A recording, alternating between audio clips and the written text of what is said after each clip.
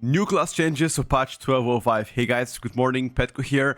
A few hours ago, the new class changes for patch 12.05, which is rumored to come around April, are finally here. So everything I'm about to tell you today about the buffs and nerfs, they are not going to be active next week. Instead, they will be active in very early April, maybe middle of April. As soon as the race is over, they're gonna put this patch out, pretty much, give or take.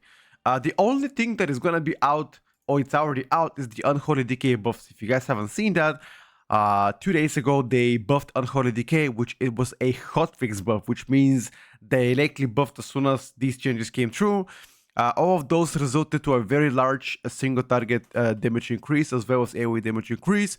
Some people estimated around 17.5%. I believe in the DK Discord it was said around to be 22.5%, but pretty much Unholy DK is most definitely back after those humongous buffs they received as hotfix. So whatever you're about to see and hear right now, it's not gonna come next week, it's gonna come in the next few weeks.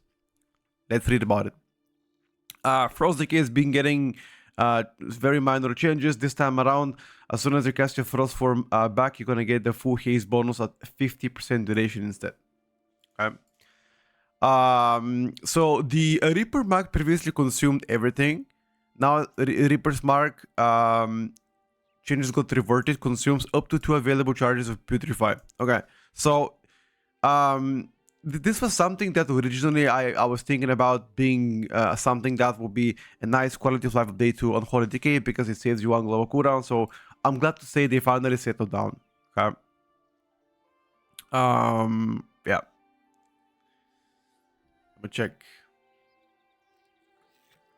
Doesn't give you a charge of Putrefy anymore though. Demon Hunter, you're gonna get a new skin.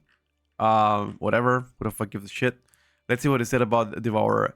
Soul Emulation intended to help you get Fury and Soul Engine started on pool in between packs. Spontaneous emulation triggers once you're rolling, and such compromise our intent to identity Soul Emulation. We're reworking Spontaneous Emulation to no longer replace Soul Emulation and adding some hooks to make Soul Emulation more accessible and valuable. Okay, so that means easier regen on orbs. Soul Emulation has been updated, no longer deals self-damage, now heals 24% of your maximum health over its duration. So another defensive note here for Devourer DH. Interesting. Spontaneous Emulation has been redesigned. Soul Emulation has heals for additional 6% of your health over its duration, and its cooldown is reset upon killing an enemy that yields experience or honor. That's gonna make it mega broken for leveling, by the way, because you can just spam it and you're gonna get healed all the time. What the fuck? Okay. Eradicate deals separate damage to its primary target and its area damage targets. That's the spender after you cast your Void Ray. Feast of Souls no longer capped at 20 stacks. Reverse magic now available only in the PvP talent. Okay. Void Scar has been getting some changes. Blind Focus got nerfed. Student Suffering got nerfed, it seems like. Wait, why are they nerfing Void Scar though? Now increase collapsing star damage by 15%. Aha, never mind. They're like redirecting the damage to different paths. I see what's up. Okay, interesting. I mean, people used to play Annihilator. Oh, we'll see. If it's gonna be Voice Card now. For Vengeance DH, nothing really significant here. They nerf Celestial Echoes for Annihilator, it seems like. Fracture now has a lower baseline cooldown. That's fine. And Untethered Rage is gonna last extra 2 seconds. Okay, I'll take that, boys. Small positive changes, except for the Annihilator. Balance Druid. Meteorites updated every time Starfall drops a wave of stars, and Meteorite also falls up to 2 targets in its range, each dealing astral damage. And they are nerfing Meteorite damage by 30%. This change is intended to clarify Meteorite's role and how it works. It is changing to drop 2 meteorites on a separate targets, but otherwise functions the same way as before, activating once per Starfall wave. It is meant to be useful against small number of targets, but not the best choice against only one. So this is pretty much made just to, because very early into the tier, or very late into beta as well, people used to play a build where they used to play Starfall on single targets because of meteorites. And there was something that I was just speaking about, how it's just impossible for that to stay active, and they actually did change it, so that's pretty cool. Pharaoh, let's see what happened with Pharaoh Age. We're updating Unseen Predator, that's I think the Apex Talents, to reward better Ferocious Bite more than frequent Ferocious Bite. Damage is reduced by 20%, however, for each combo point spent short of 5. And multiplied by energy spent. Okay. Activation from rank 3 and 3 ferocious bites from apex predator carving or convoke spirits deal full damage. Unseen predator rank 1 gains unseen attack damage reduced by less than 5 common points and 50 energy are spent on ferocious bite. Okay, so I feel like they're trying to make that a little bit more consistent than before, just to prevent wider swings of damage, I believe, Pharaoh. I think that's kind of the biggest one they're trying to do. Targets Fury causes you performance in attack maximum damage after you get 2 common points generating attacks. Repenance in attack damage increase by 30%. Okay. Swipe more damage, that's fine. I'm not sure, is this gonna be overall buff or nerf? I'm not sure actually. It reads like it's a net neutral, but it could also be a nerf or a buff. But definitely it's gonna become more consistent. Guardian, minor changes here. Wild Guardian rank 4 now empowers Mole, causing it to deal 40% additional damage over time. Okay. Interesting. Eric Rose cast Veteran Guide now heals for additional 100%. Okay, fair. Hunter. So Hunter has a build right now that's called the Hydra build. Now it has been recently actually targeted for a hotfix. I'm gonna show you some hotfixes right now. These hotfixes came 5 hours ago. So we have here Hunter fixed an issue allowing Aspect of Hydra to hit the same target twice on multiple encounters. I don't know if that's gonna fix the Hydra build. Right now they're not pressing every multi-shot, they just only press arcane shots and ignore. I mean, I guess if you play Hydra build you don't have trick shots or whatever. So there's been some hotfixes here. If you guys want me, I can link that too. But I will go with the following changes to reintroduce some builds diversity and rotational complexity by adding explosive shot to the marksmanship hunter. Okay, so they're adding explosive shot again. We're also adding Q shot and black arrow to precise shots damage bonus baseline to help make sure spells are packing a punch and landing in a sensible spot rotation. Okay. Lastly, we're introducing many modifiers and precise shots damage bonus on baking some of the lost damage into baseline power and affected spells. Interesting. Precise shots no longer reduces the global cooldown and no longer provides bonus to auto shot. Damage bonus reduced from 50 to 100. Sorry, from 100 to 50. Now affects kill shots and black arrow at 100% effectiveness. Okay. The black shot here is actually pretty interesting change. Consuming precise shots 30% chance to grant precise shots. Damage bonus of precise shots increased by 15%. I like that redesign, by the way. Unmatched precision is been nerfed.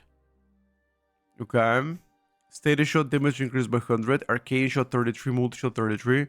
Following terms been removed. Bullet, hail got removed. In the rhythm got removed. Lethality and target acquisition. Okay. They nerf Sentinel precise shots big time actually. Is that what? Do they want to make Dark Ranger to be back into the game? Is that what they want to do? Because it sounds like it. You know, they're nerfing some of the modifiers and introducing new ones. Interesting. Okay. Shrapnel bomb updated. Now gives you a little bit more focus over 3 seconds. That's good for them. Takedown communicates that it removes root effect from your pet as well. Okay. Mages, some Frost Mage stuff. After some internal testing and feedback from the community, we're opting to revert our plan change for Void to Frost. Wow. You guys complained so much that they were like, you know what? We're going to give you the secondary of Frost charge back. That's actually very good news for Frost Mage. Currently, Frost Mage performs absolutely great in both M0 and Heroic/normal rating. And I would expect that to continue within the Mythic Plus season once it's out in a few days. But that's actually very interesting that they're getting the charge back. That's very good news for Frost Mages, by the way. Brewmaster, Master of Harmony. Harmonic Search redesign here. Casting Celestial Brew, Celestial Infusion grants 2 charges of potential energy. Okay, so correct me if I'm wrong, but wasn't the Master of Harmony build something they nerfed? No, sorry, last week, I believe. So a lot of people were being swapping out of Master of Harmony. Question is Master of Harmony still going to be is still the best build going forward even after a nerf they received a week ago compared to like the alternative build? I'm not sure.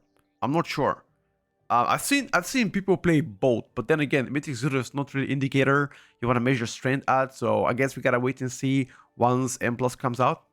But if there's any Brewmaster person in this chat that actually plays and masters it, let me know down in the comments below if you actually seen people play Master Harmony better even after the nerfs. Mistweaver, Spirit Front now causes enveloping mist to be instant cast. Nice quality of life update here. I like it. Okay. Jade Lighting is not to be cast while moving. Wow, okay. Seems like nice quality of life stuff here. Are they redesigning Master Harmony as well for Mistweaver as well? Okay, I see what's up.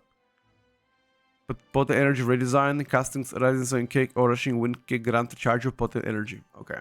So several redesign options here for Mistweaver. I believe Mistweaver to be in a great shape right now, both in raid and in M+. So thumbs up. Rogue, finally Rogue chat. Let's see what they done to Rogues.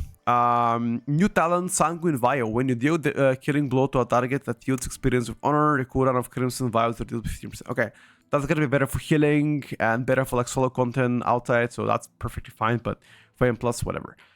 Airborne Irritant has been updated. Blind has a 50% reduced cooldown, 70% reduced duration, and applies to all nearby enemies.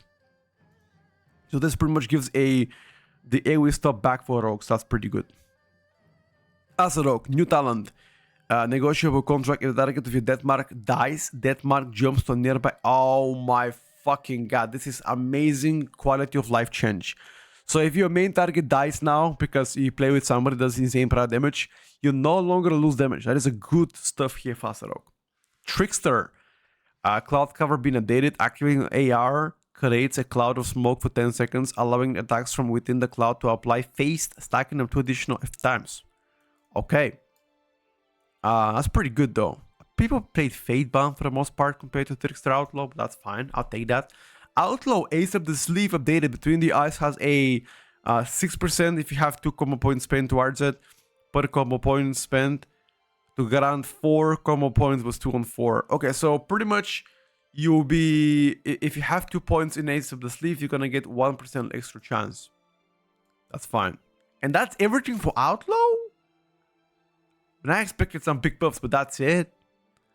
Okay, and Sub Trickster, the same thing as Outlaw Trickster. Wow, I didn't expect that. That's all for Rogue actually. Wow. Okay. Demonology. Fiora utilize Devour Magic instead of Spell Lock due to how powerful having access to Second Interrupt is in all forms of content. Secondly, we are updating the spell an Antorian Jailer uses when summoned by the Dominion of Argus Apex Talents. This new version will reduce tuning constraints as its scalability will no longer be controlled by unlimited target count. Okay. Okay, so they're removing the kick from the Demonology Warlocks. They're removing the extra kick from Demonology Warlocks. And instead only giving Devourer Magic, which is the Purge.